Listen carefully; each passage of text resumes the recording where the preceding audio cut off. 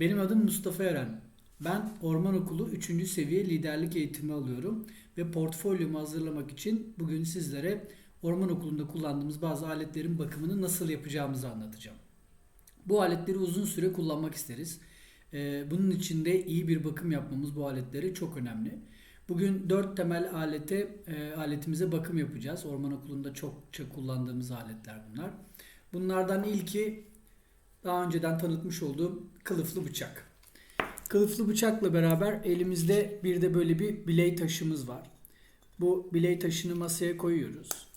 Önce kılıfını açıyoruz. Bıçağı kılıftan çıkarıyoruz ve ilk yapmamız gereken bir görsel muayene, görsel gözlem diyelim buna. Bıçağın keskin tarafında herhangi bir zedelenme var mı? Hasar var mı? Bıçak temiz mi? Öncelikle bir bakıyoruz.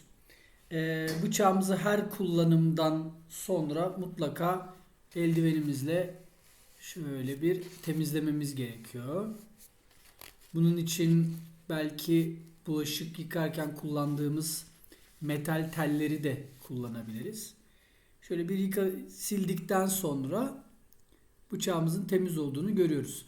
Sonra bıçağımızı bilemek için biley taşına bıçağın keskin ucuyla aynı açıda bıçağımızı sürtüyoruz. Şöyle bir yay çiziyoruz.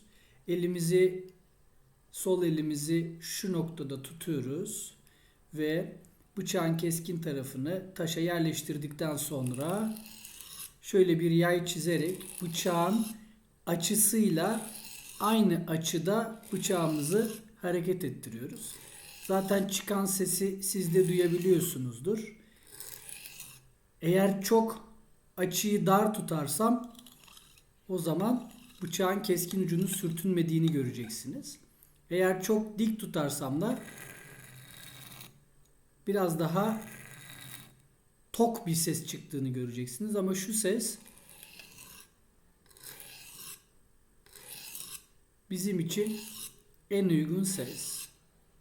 Böyle yaklaşık bir 20 sefer sürttüğümüz zaman bıçağımız bilenmiş oluyor. Ardından bıçağımızı kendimize doğru çeviriyoruz. Tekrar şu noktadan parmağımızla sabitliyoruz. Bıçak hareket etmesin diye sağa sola güvenlik açısından. Ve yine aynı açıda bir daire çizerek bıçağımızı biliyoruz.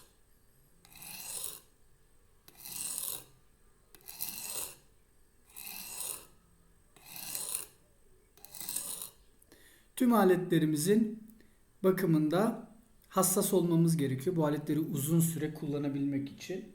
Ben genelde biledikten sonra tekrar şöyle bir temizliyorum bıçağımı. Ve işim bittikten sonra hemen kılıfına koyup bıçağım için ayrılmış olan alana bıçağımı götürüyorum. Orman okulunda sıkça kullandığımız bir diğer alet de budama makası. Bunun büyük ve küçük olanlarını kullanabiliyoruz. Şöyle açtığımız zaman bu budama makasının gene iki kısımdan oluştuğunu görüyoruz. Bir sabitleyen kısmı var, bir de keskin kısmı var. Bizim amacımız gene bu keskin kısmı temizlemek. Bunun için de yağ kullanacağım. Özellikle bu vida kısmı çok fazla paslanma yapabiliyor. O yüzden bu kısma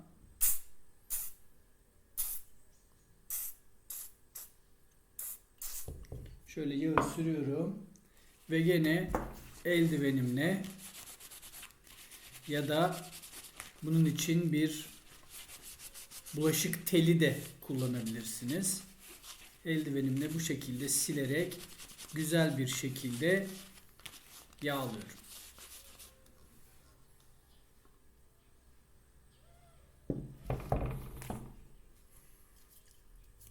Bakın biraz toz var üstünde. Önce üstündeki tozları eldivenimle temizliyorum.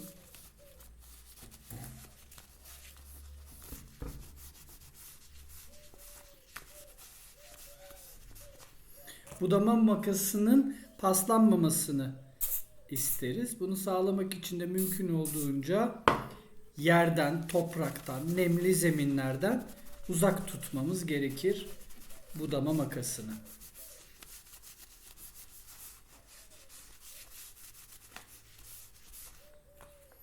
Evet, gördüğünüz gibi tertemiz.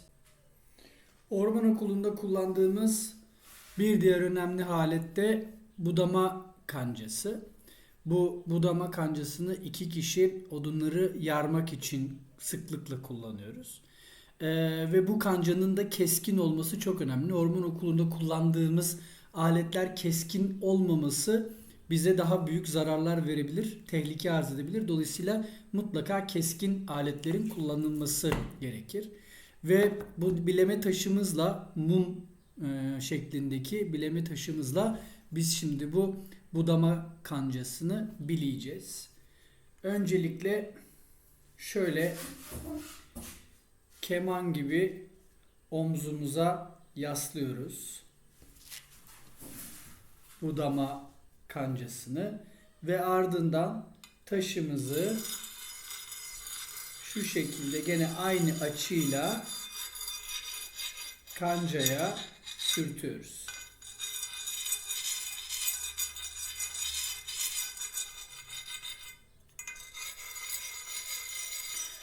Aradığımız ses, doğru ses bu.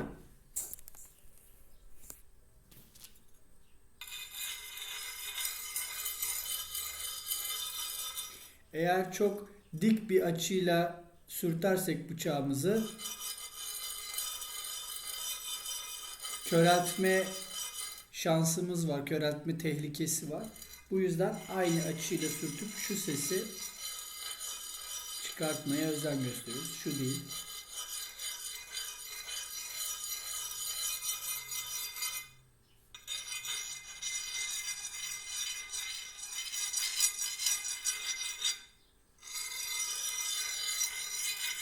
Bu şekilde budama kancasını buduyoruz.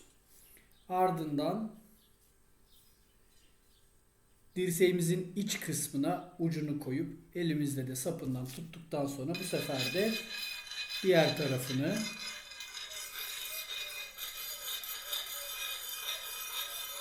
dairesel hareketlerle biliyoruz.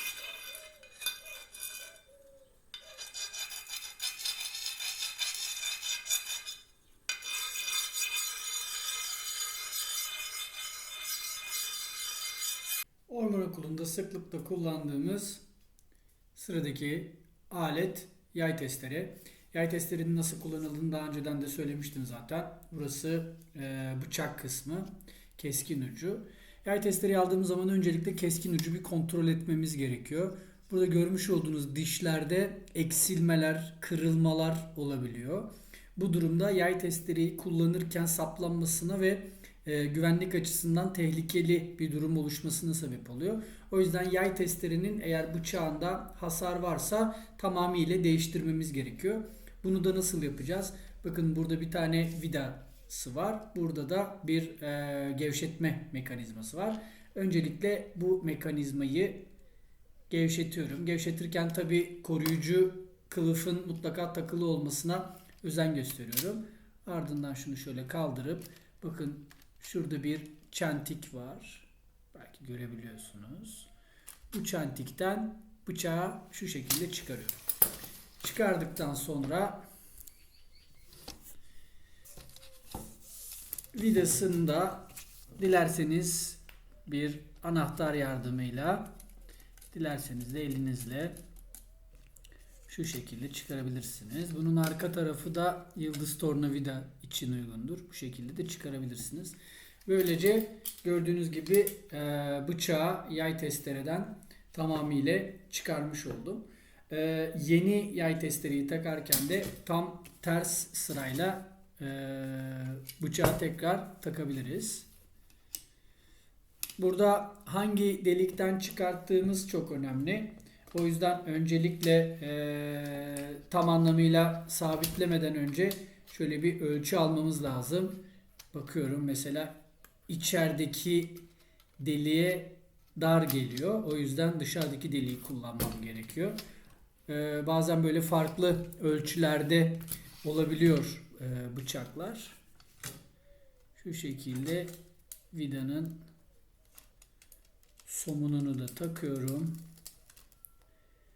Bunu iyice sabitliyorum.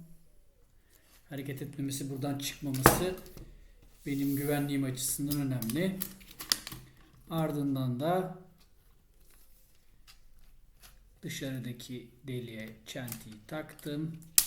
Kilidiyle sabitledim.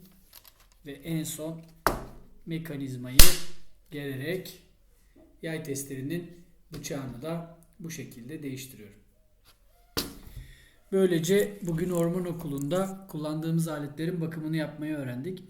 Beni izlediğiniz için teşekkür ederim.